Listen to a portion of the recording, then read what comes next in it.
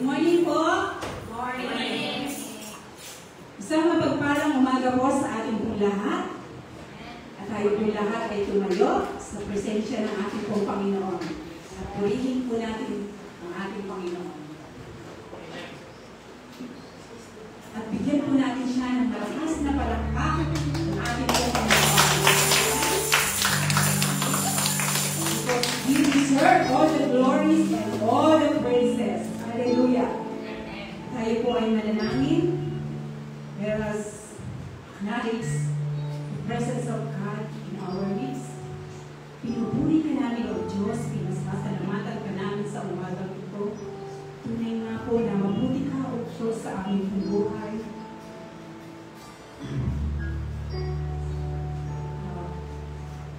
Tunay nga po, ikaw ang aming kagahalakan. Ikaw ang aming kagalingan. Ikaw ang aming kalakasan, O Diyos. Nawa, Panginoon, hayaan mo po na maranasan namin ang iyong goodness, ang iyong grace, O God, sa umagang ito. At makalilig namin, O Diyos, today, Panginoon. We worship you, O God, in spirit and in truth. As we sing praises to God, as we listen to your word, and as we lift your name, all glory belongs to you, Father. This we pray in Jesus' name. Amen. Our call to worship reading for today is taken from the book of sa mga awit, 67 verse 5 to 6. Purihin ka naman ang lahat ng tao, purihin ka nila sa lahat ng dako. Nag-aling mabuti ang mga lupain. Pinagpala kami ni Yahweh, Diyos namin. Amen? Hallelujah! Tunay na cases yan na makapagpuri sa ating pong Panginoon. Amen? Let us worship the Lord. Let us rejoice in His presence.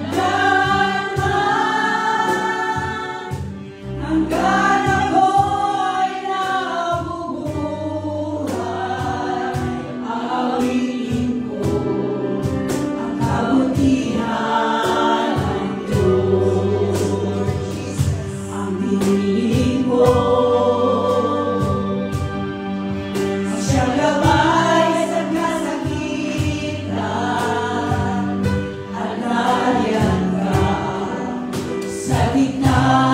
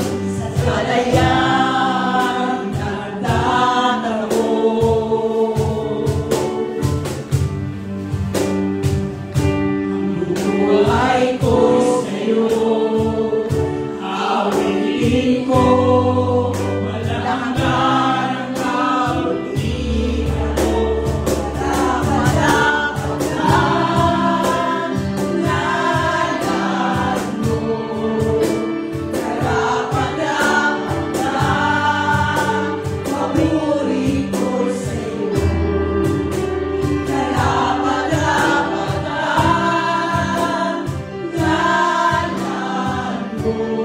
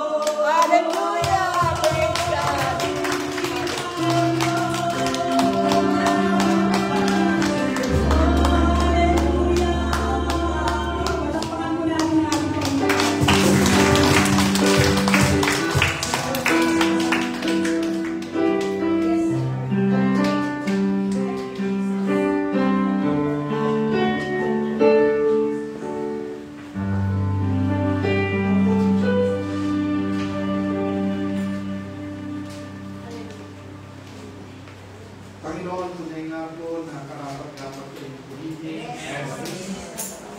Sa panahon na ito, sa oras na ito, kami po'y dumudulog, patuloy na dumudulog sa iyong harapan. Dalangin namin ang iyong pong mapagpalang kamay, ang siyang patuloy kong kumilos sa aming kalagitnaan. Dalangin namin ang kaliwanagan na nagmumula sa iyo, ang pagkaloob mo po sa bawat isa. Ang kapatawaran, ang kagalingan, ang kalakasan mo po. Sa iyo ay tinataas namin ang aming bayan ng Pilipinas na iyong nga pong kaawaan at kahabagan. Gabayan niyo po ang mga namumuno. Higit sa lahat, ang mga mamamayan na ngayon pa man sa kanilang paghahanda sa pagpili ay bigyan niyo ng wisdom ng guidance. Dalangin namin ng bansang Taiwan na patuloy kong maging malaya, patuloy kong kalinain, ang pangaral ng salita mo ay maging malaya sa buong Taiwan. Ang paghahari mo ay dumako sa lugar na ito. Sa aming kalagitnaan, dalangin namin ang mga masakit at karamdaman, naging mga mahal namin sa buhay, ay yung aking kalinain. Sa lahat ng pangangailangan, kayo po ang Diyos at Panginoon. Panginoon, maraming salamat po. Patuloy kang itatanghal, patuloy kang itataas, patuloy kang masasalamat. Sa pangalan po ni Jesus. Amen.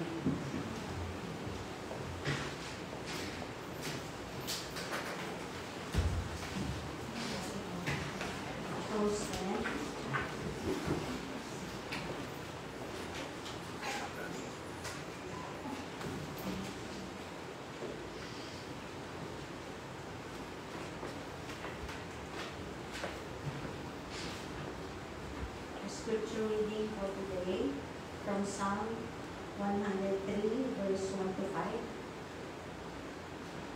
Praise the Lord, O my soul, O my inmost being. Praise His holy name. Praise the Lord, O my soul, and forget not all His benefits, who forgives all your sins and heals all your diseases, who redeems your life from the pit and crowns you with love and compassion, who satisfies your desires with good things so that your youth is renewed like the eagles. This is the word of God. Thanks be to God.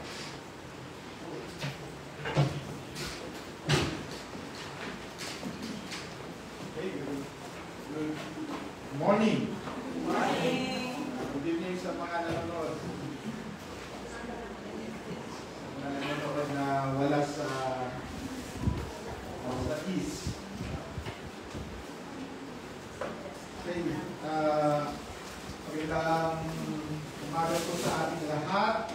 Welcome po sa Taipei International Church Filipino Ministry. Kung first time niyo po ay welcome po. Ako po si Obed.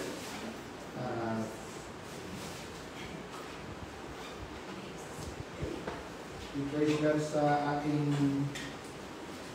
na tayo po ay running to 1 month na dito sa lugar na ito. Okay.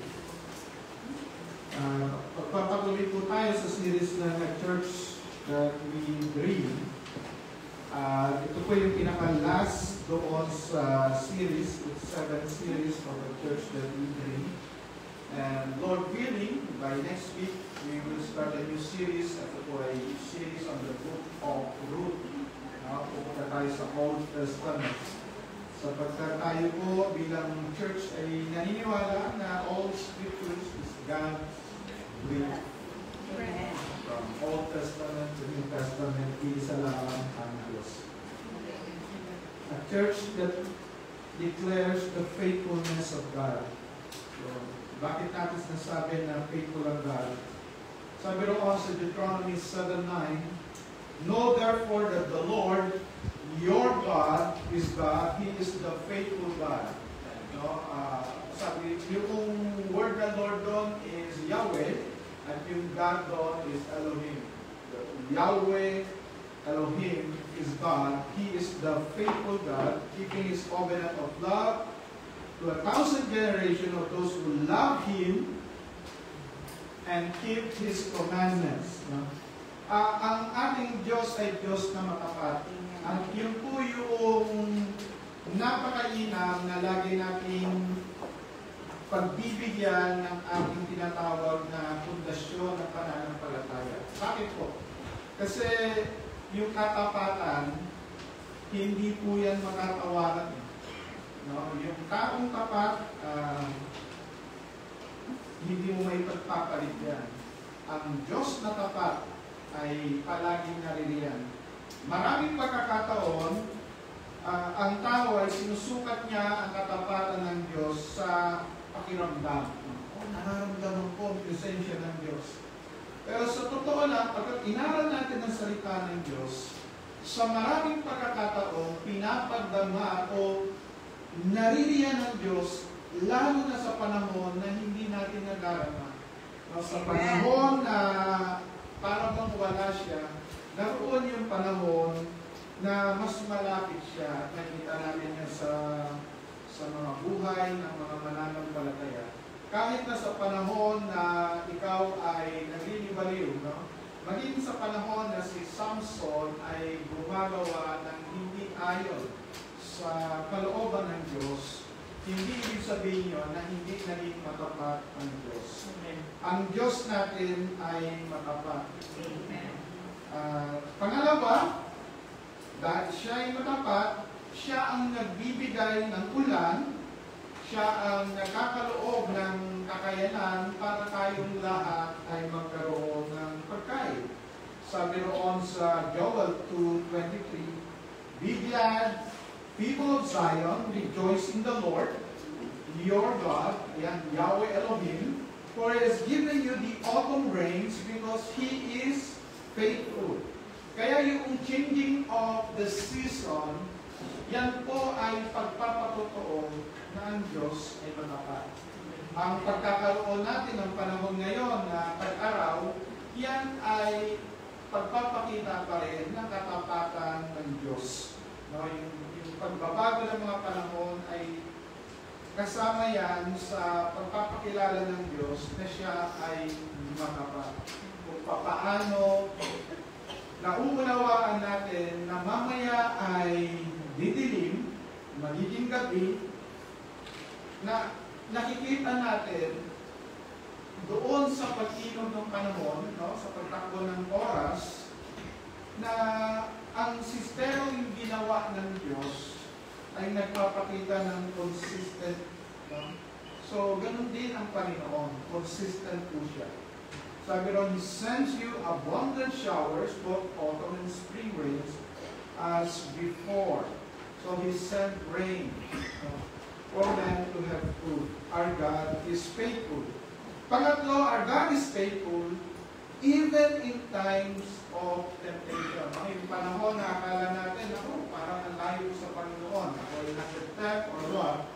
Sabi dito sa 1 Corinthians 10:13, no, temptation has overtaken you except what is common to mankind. And God is faithful. He will not let you be tempted beyond what you can bear.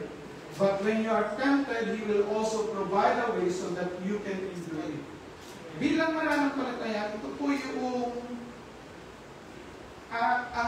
yung isa na kailangan natin matandaan, na meron tayong assurance of victory over temptation.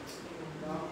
Iba't iba po ang assurance. Meron tayo una, may assurance tayo of salvation. Meron tayo assurance of salvation. Bakit sinabi mo ng Panginoon na ang sino mang manampalataya sa Kanya, sa Kanyang salita, sa nagsugo sa Kanya, have crossed over from death to life. John 5:24. You already crossed over from death to life. Ang sabi ng salita ng Diyos, ang pinagaharian niya, no, ay may buhay na walang hanggan. So yung assurance of salvation, meron po tayo niyan. Pangalawa, meron tayong assurance of answered prayer. Sabi ni Jesus Christ, "Oh, until now, you haven't asked me anything. Ask, and you will receive." So, ang Panginoon nagbibigay ng assurance na sasagot siya sa ating mga panalangin. May mga pagkakataon siguro na panalangin natin, yung sagot niya ay hindi ayon sa gusto natin, no? Pero ito po ang ma-assure tayo. Ang Diyos ay palagi ang sumasagot sa mga panalangin. May mga panalangin siguro tayong pinapanalangin na akala natin yun ang pinakamainam. Alam niyo po, noong ako'y nagsisimula sa technology, no? Na dahil yung, hindi ko po alam kung naabutan ninyo yung lapidis na 5.5 inches and 5.5 inches na lapidis. Tapos nag-ano kami yun, nag-AutoCAD. Ano yung AutoCAD? Gagawa kami ng drawing. Tapos yung version namin yun, pagka meron kami minsan isang command, papalitan namin yung floppy drive. So nagpe-pray ako, Lord, pagka ganito, no? Pagka ganito na yung computer ko, maganda na yun, no? Pero nung sumagot ang Panginoon, yung computer na yun, updated na. Luma na. Alam niyo yun, meron pang tapos, naging updated na, naging 1.44 MB. Yung gano'n, no? Yung lapis naman yun, no? Hindi ko, maaaring tinatanong nito, ano mo pinagsasabi dito? Ang sinasabi ko ganito, may mga prayer tayo na kung in-answer ng Lord, pagdating ay updated. So, meron tayo, kasi ang reference natin ay yung current natin. Ang reference natin lagi ay yung current natin. Ito sitwasyon ko, Lord, ito yung tinitingin mo kailangan ko. Pero ang Lord kasi, sa faithfulness niya, He already declared the end from the beginning. So, from the start, alam niya yung purpose mo, alam niya yung pupuntahan mo, at yung current place natin at yung pupuntahan natin, yun yung unknown. No? Unknown sa atin, pero doon sa ating mga choices at sa kanyang mga provision, ay kita natin na yung faithfulness niya nakadikit sa pinaka-main purpose niya sa atin. No? Nakadikit yun. Halimbawa, si Samson. No? Si Samson ay isang tao na ang purpose ng Lord is i-deliver ang Israel mula sa mga Philistine. So, yun yung purpose talaga ng buhay niya.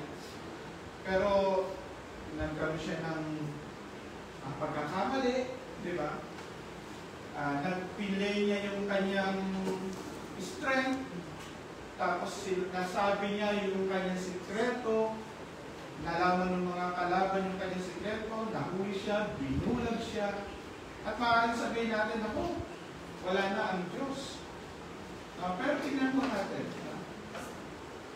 yung faithfulness ng God, even though na gano'n si Samson, nag-fell siya, pero yung purpose kung bakit siya ay inanoint ng Lord, nagkaroon ng katuparan sa huling hininga niya.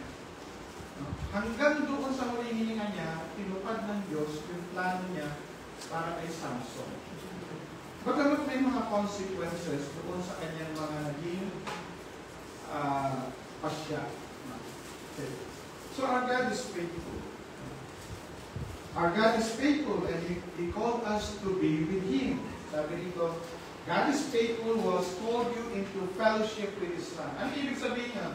Ang ibig sabihin yun, yung nag-umpisa ng spiritual adventure natin, yung Diyos na nagsimula ng ating paglalakbay, binahagi niya yung kanyang anak sa atin. Ang ibig sabihin niya, He will never give up on us.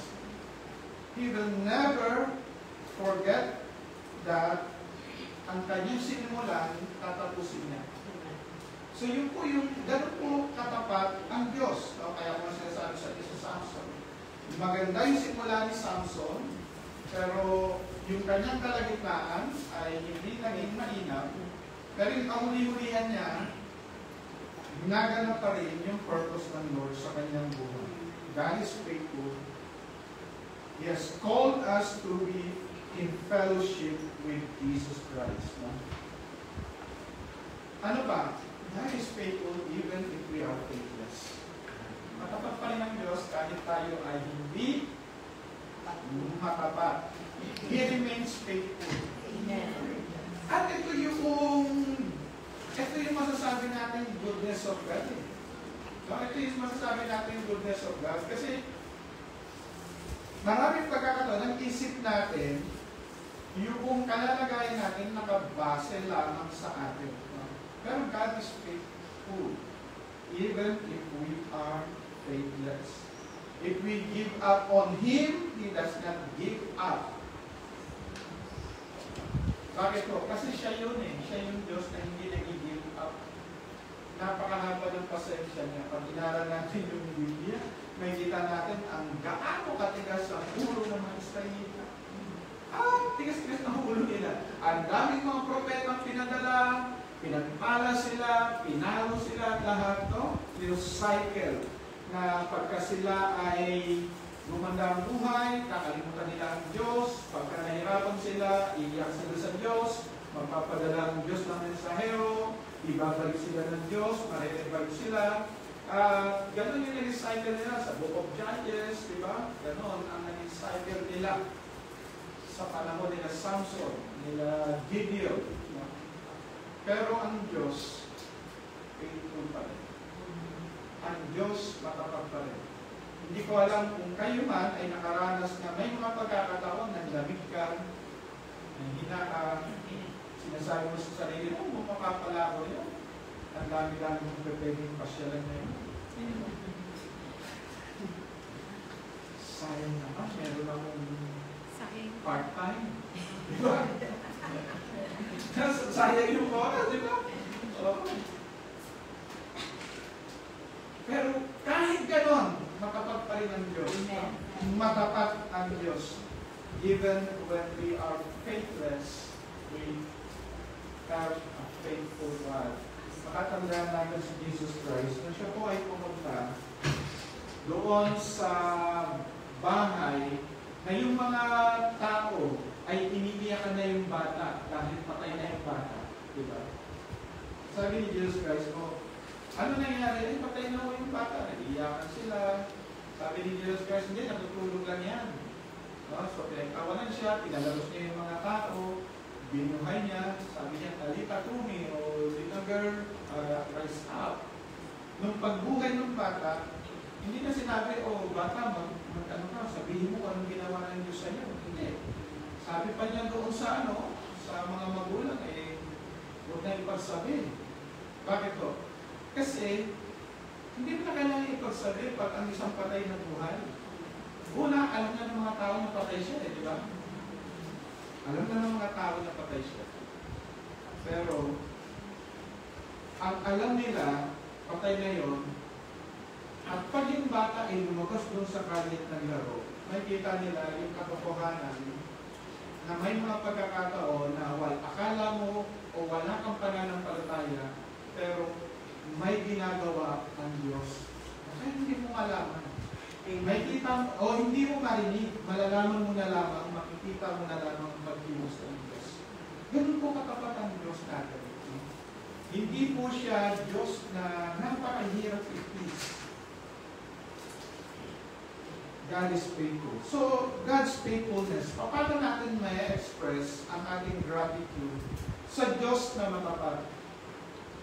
Paano natin as church, or as a believer, or as individual, paano ba dapat i-express natin ang ating pasasalamat sa Diyos? Ganito po ang pagkakasabi ng salita ng Diyos. No?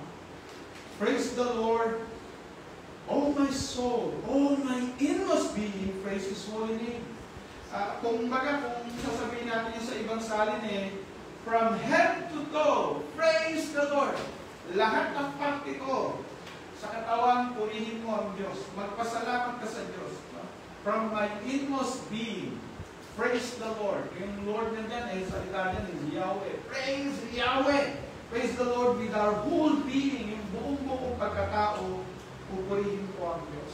So, kaya na lang napag-usapan natin last week, yung yung pamumuhay o yung pag-praise at pagpupuri sa Diyos ay isang uri ng pamumuhay. Amen. Hindi siya isang event, hindi siya isang pagkakataon, tatapos na. So, tapos na tayo ng praise, mag-worship naman tayo. No? Hindi po na ng ganon. Praise and worship is a lifestyle. Amen. Nawa, makita po natin yun. Pangalawa, praise the Lord with our soul and mind. Sabi dito, praise the Lord, O my soul, and forget not all His benefits. No? Huwag na mo natin kalimutan yung mga lahat, no? O yung single blessing ng Lord, huwag mo natin kalimutan. Huwag mo natin kalimutan na kanina, gumising tayo, no? Nagkaroon tayo ng panibagong lakas, humihinga tayo, no? Merong bagong pag-asa. Amen.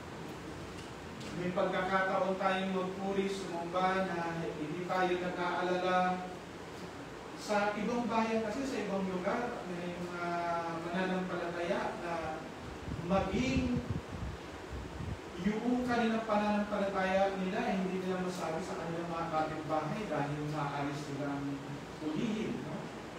Pero tayo po narito sa isang bayan na may kalayaang magpuri, sumamba, may kalayaan na i-express natin ang ating pananampalataya. So let us praise the Lord with our soul and mind. No? Yung buong kaluluwa natin, buong pag-iisip natin, ang paglilingkod naman mo sa Diyos ay hindi lamang mo emosyon. Dapat kasama ang utak, kasama yung pag-iisip, kasama yung pagtatanong, kasama yung pagsusuri, kasama yung pagtingin doon sa mga maliliit na bagay. Minsan, sa dinami-dami ng ating kabigatan sa buhay, napakahirap gawin yun. Bakit po? Kasi pagka meron tayong kabigatan na nakikita natin ay yung bigat ng problema. Malapit na naman ang last week, no? Next week, last week na naman. Panahon na naman so sa Pilipinas pa, panahon niya ng Miracle, panahon niya ng Dewasa, panahon ng Judith, diba? Pero mga kapatid, lumagpas na tayo sa pandemic eh. Ang daming dahilan para magpuri sa Diyos. Maraming dahilan para tayo mamumblema. Pero mas maraming dahilan para magpuri sa Diyos. So ano gagawin natin? Let us declare His work among people. At yung number one people doon ay tayo. Let us declare the work of God. Sabi, who forgives all your sins and heals all your diseases. Na ang Diyos ay nagpapatawad ng lahat ng ating pagkakasala. Nagpapagaling ng ating mga karamdaman. Sabi niyo, Pastor, baka ano yun? Yung kakilala ko namatay doon sa kanyang karamdaman. Alam niyo ba yung pagka ang isang tao ay namatay at mananampalataya namatay dahil sa karamdaman, yun ay total healing. Yes. Bakit po? Kasi darating ang panahon, yung katawan na yun ay i-revive ng Lord. Magkakaroon ng glorified body. No? Kaya nga ako pag kami nagpapapray sa akin, sabi, Pastor, pag-pray mo nga ako ng total healing. Gusto kong tanong. Alam mo ba yung sinasabi? Yung hindi ka na magkakasakit. No? Hindi ka na magugutom. Pagka pinag-pray ng tao, parang sinasabi mo, kunin mo na yun. Kasi yun yung total eh. Yung total po, doon na tayo sa Panginoon. Wala ka nang nararamdaman, hindi ka nang kamitin, diba? Wala nang kirot, wala nang maintenance, yung mga ganon. Sa piling ng Panginoon yun. Kaya kailangan din tayo pag may pag-pray. Kaya kailangan mas maganda prayer natin specific. Kasi pagka nagpapray ka na, Pastor, pag-pray mo nga ako ng total, hindi mo na. Ibig sabihin niya, sa piling ka ng Panginoon. No? Hindi naman masama yun, di ba? Mamaya, pwede naman tayo mag-inom. Okay, ano pa ang ginawa ng Diyos sa atin? He redeems our life from the pit. He crowns you with love and compassion. Yung pit po na to, lagi ho natin tatandaan yung pinaka-tao na nahulog talaga sa pit, no? Yung hinulog. Dalawa yan eh. Una ay si Joseph, pangalawa ay si Jeremiah. Joseph, hinulog siya doon sa balon ng kanyang mga kapatid. Diba? Bakit? Bakit siya hinulog? Kasi sinasabi niya darating ang panahon, iaakan siya ng Diyos. Diba? Kaya mga kapatid, kaya ingat kayo sa mga pinagkwentuhan ninyo ng mga pangarap na hindi sa ginagawa. Dahil hindi lahat ng tao natutuwa sa harap ng tao may pangarap. Amen. Yes. No? Kasi yung mga tao walang pangarap. At isip nila, taas naman pangarap nito. Dapat pantay-pantay lang tayo. No? Sa sobrang taas mo, ibabagsak ka namin, ilalagay ka namin sa pit. Ganun ang ginawa nila kay Joseph. Tapos si Jeremiah, dahil yung kanyang message galing sa kataas-taas ng Diyos, no? Ano ang ginawa nila kay Jeremiah? Ayaw nilang mapakinggan yung mensahe ng propeta na ito. Inihulog din. No? Inihulog din. Pero sino ang nag-angat sa kanilang dalawa? Diyos. Diyos. Kaya nga kung tayo man ay nakakaranas na akala mo bagsak ka na, akala mo zero ka na, baka yun ang pinakamagandang kalalagayan na meron ka. Dahil pag nasa baba ka, wala ka ng ibang titignan kundi yung nasa taas. Amen. Kasi minsan pagka tayo ay medyo angat, managano na lang tayo eh. Horizontal na lang yung ating mga mata, wala nang vertical. Pero pag tayo nasa pit, nasa mababang lugar, ang pinaka-tingin na lang natin ay ito na sa ang liwanag. At ang Diyos ay eksperto po. Ang nagsulat ay si David. Ano si David? Pinangakuha ng Diyos, no? Na siya ay magiging hari, na siya ay magiging kapalit ni Saul. At ginawa ni Saul, di ba, hinanting siya. At naroon siya sa kuweba, ang mga kasama niya, yung hinahabol ng utang. No, yung mga kasama niya nandoon sa kuweba, ay walang tinatawag na makitang potensyal. At yun ang ginamit ng Diyos upang ibalik siya sa talagang dapat niyang daan. Amen. Na yung kanyang kalalagayan ay ilalagay siya bilang hari. Maraming pagkakataon, no? Mababasa natin, may pagkakataon kaya niya nang patayin yung haring Saul, pero hindi niya ginawa dahil alam niya, hindi siya maglalagay sa pwesto na pinangako ng Diyos, kundi ang Diyos ang maglalagay sa pwesto na pinangako sa kanya. Ang Diyos kaya tayong iangat. Ibagsak man tayo ng tao, ibagsak man tayo ng pagsubok, ibagsak man tayo ng panahon, tandaan po natin, ang Diyos natin matapat at siya ang mag-aangat sa atin. Amen. Sabi dito, no? Papaano niya raw iaangat tayo? Hindi lang niya tayo iaangat sa kalalagayan, kundi with crowns, no? Merong pagkilala. Pagka ang tao nilalagyan ng corona, ibig sabihin yun, ini-elevate ka ng Diyos na makikita ng tao yung pagkilos ng Diyos sa buhay mo. Amen.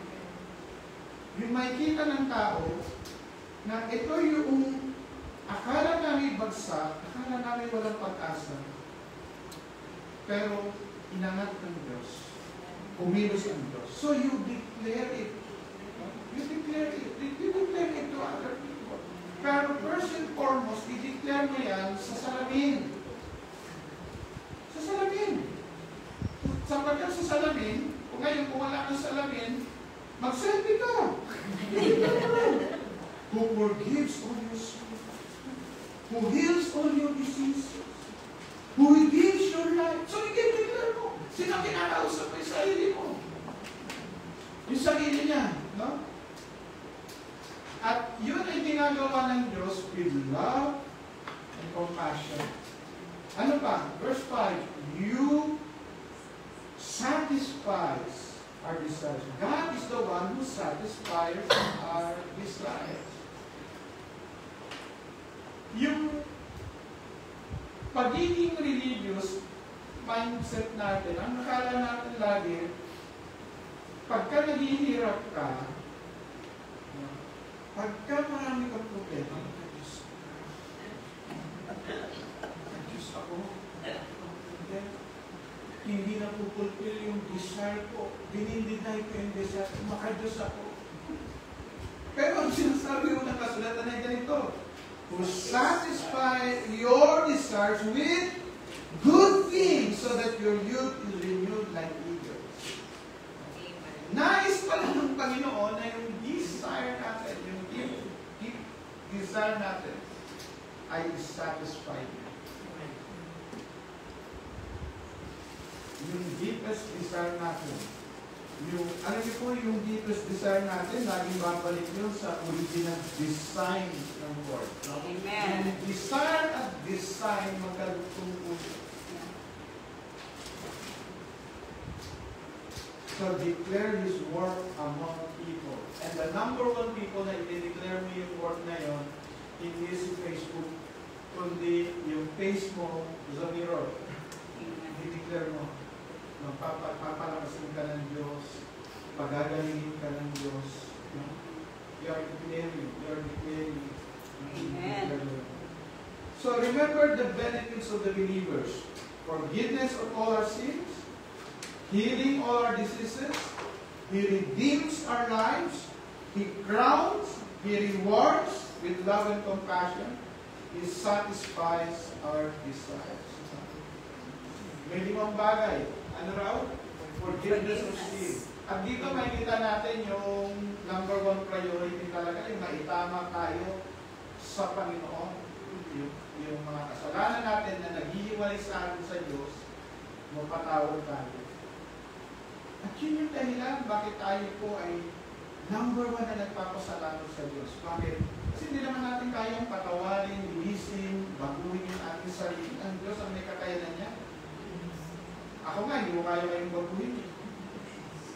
Ni sarili ko nga, hindi mo kayang baguhin eh. So sabihin ko pa na, no, ang point lang natin is ito ang tao, mayroong Diyos na nagbabago ng buhay. Mayroong Diyos na nagpapatawad. Mayroong Diyos na nagpapagaling. Mayroong Diyos na nag-redeem. Ibig sabihin yun, no? Tayo po ay inaalis at binabalik sa tunay na may-ari. Nililitim tayo, pabalik sa tunay na may-ari. Inaalag yung buhay natin.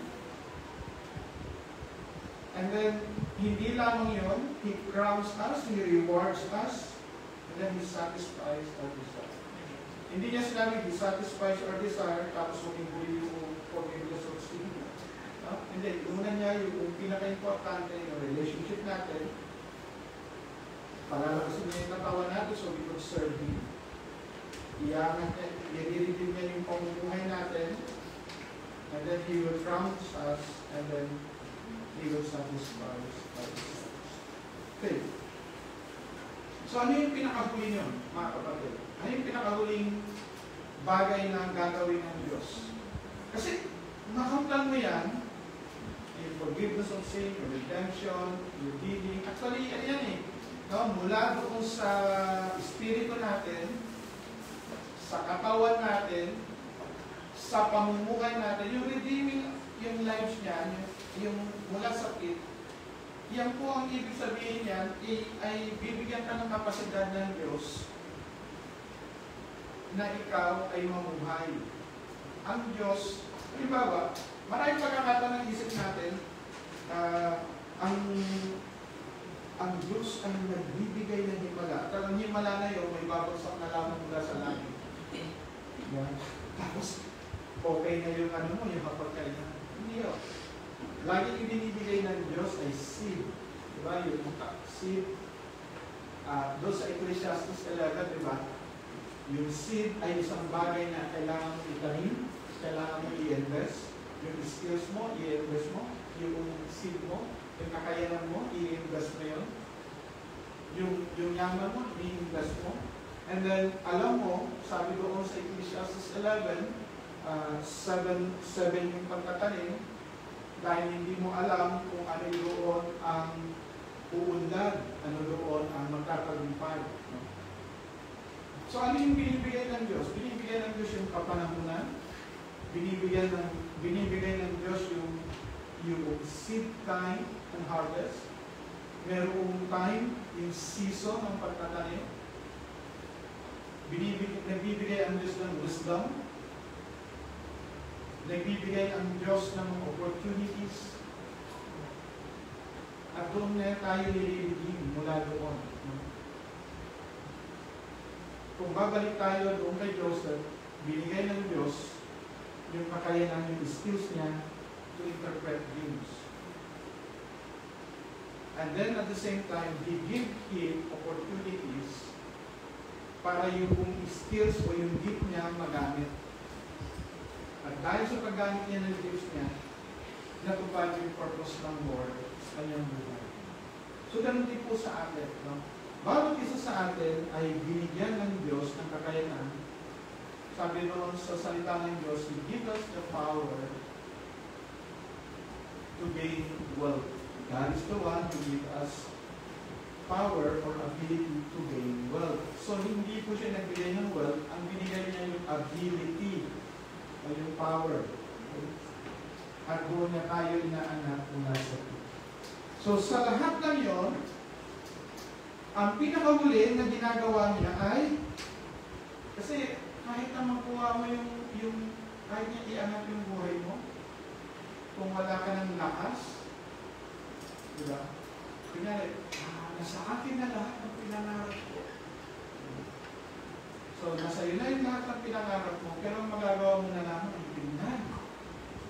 Paano yun, Pastor? Ganito yan, no? Haliwa, pauwi ka na, di ba? 75 years old. Nakikita mo na lamang, no? Nakita mo na lamang kung saan napunta yun. Pinagyan ka kung sa Taiwan.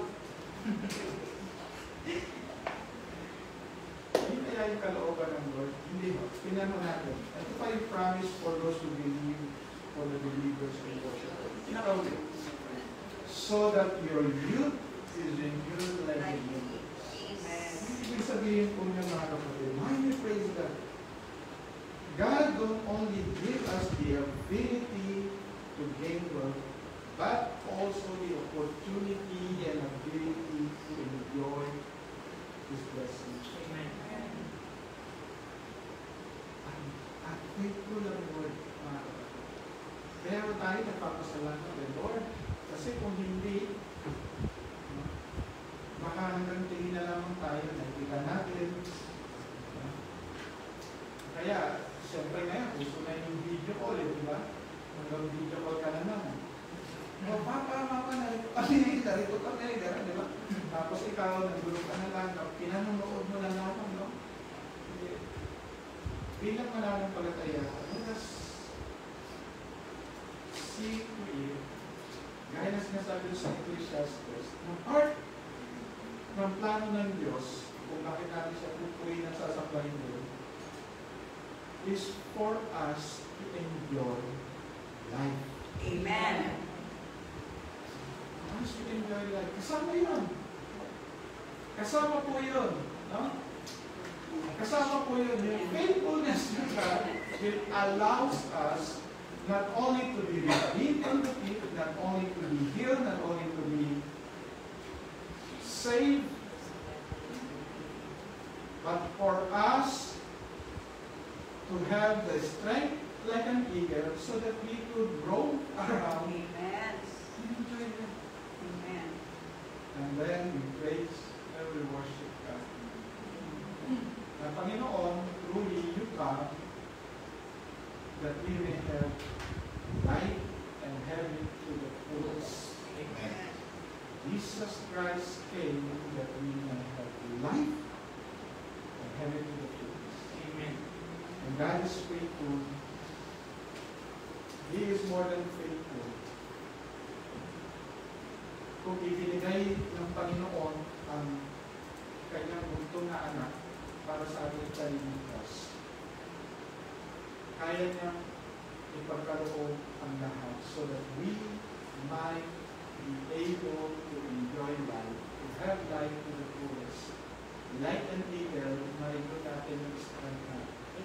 Isa sa dahilan bakit tayo nag-believe, bakit tayo nag-worship kay Lord. Kasi doon sa presensya ng Lord, nagkakaroon ng renewal of strength. Amen. Nare-renew, nare-refresh yung strength natin so that pagdating ng Monday, meron tayong kakainang lumipat ulit. Lumipat ulit. Hindi para maging talunan, hindi para magtago, para hindi matakot, kundi magkaroon ng kakayanan katulad ng isang agila, haharapin natin yung buhay, hindi doon sa pugad natin o sa comfort zone, kundi doon sa ere, dahil may kakayanan tayong makita yung lahat na ibinibigay ng oportunidad ng Diyos. Tayo po'y panandalian tumayo at tayo po ay manalangin.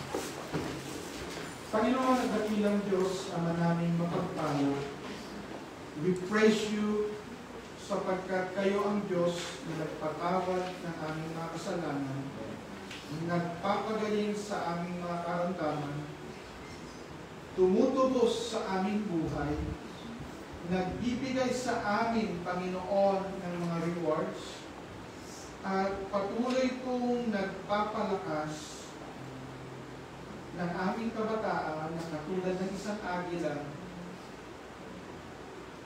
magkakaroon kami ng panibagong lakas upang harapin ang mga hamon ng buhay.